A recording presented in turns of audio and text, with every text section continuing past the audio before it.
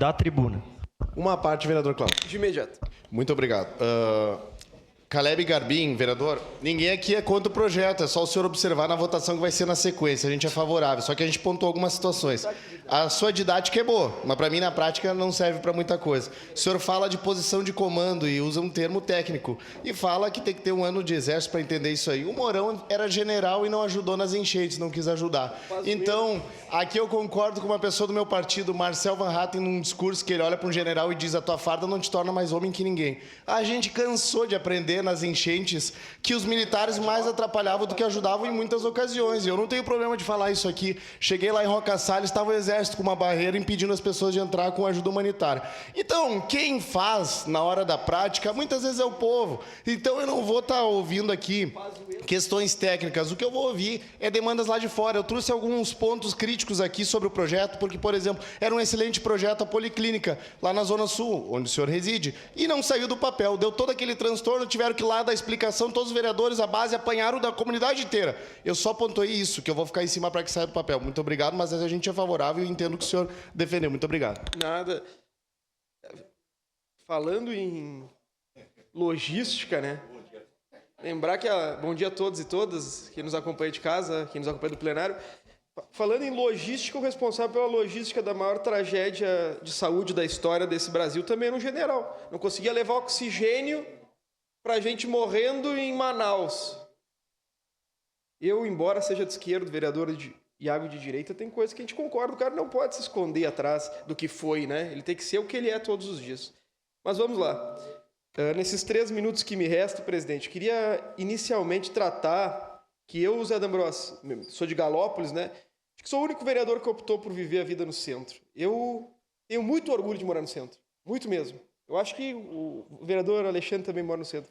Eu acho que morar no centro é onde tudo efetivamente acontece economicamente, mas mais do que isso, onde as pessoas se sentem pertencentes.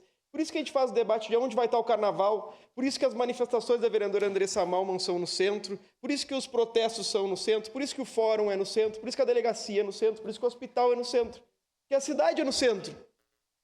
Se o prefeito Adiló não resolve nem os problemas do centro, que esperança eu vou dar para meus vizinhos de Galópolis? Nenhuma!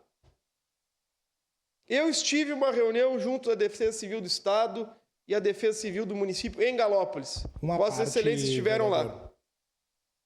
Nós gastamos a integralidade do Fundo Meio Ambiente, vereador Andressa, para desenvolver uma estratégia para Galópolis.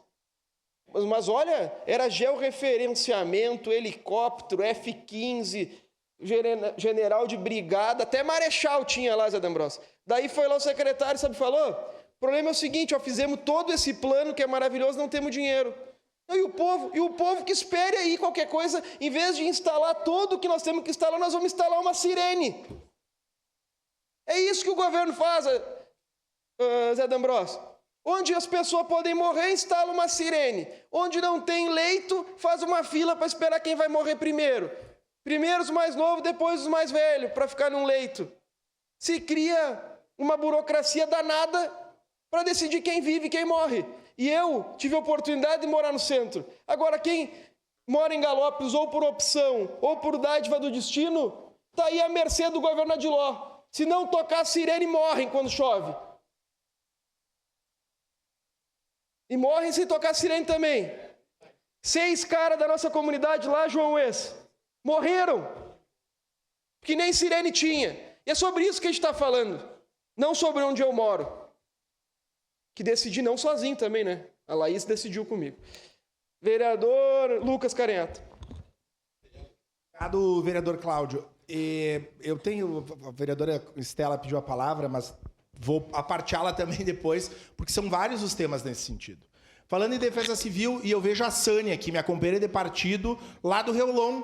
Quando a gente pensa lá no beco do Reolon, em que aquela comunidade toda, parte dela teve que sair, de 2024 até hoje, nada foi feito. Eu fui lá com o prefeito 2 vezes.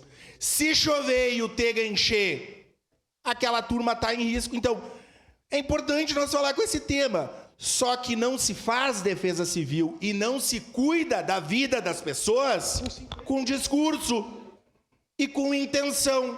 que é a mesma coisa das escolas de educação infantil. Eu ouvi que vai ter 40 escolas, mas é um sentimento, vereador Cláudio.